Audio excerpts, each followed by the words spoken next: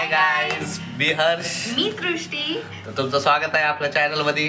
तर आज आहे म्हणजे आज नाही आहे, उद्या आहे 22 जानेवारी आणि त्या 22 जानेवारीला आपले जे रामलल्ला आहेत ते अयोध्यात येणार आहेत, ते स्थापन होणार आहेत. तर त्यानिमित्त होणार आहे. हा, त्यानिमित्त आमच्या इथे म्हणजे हा ते सांगतोय, आमच्या इथं मारुतीचं मंदिराचं काम चालू होतं म्हणजे आमच्या एरियाच्या, तर ते पूर्ण झालेलं आहे. ते सुद्धा काम पूर्ण झालेलं आहे आणि त्यांची प्रतिष्ठा उद्याच आहे.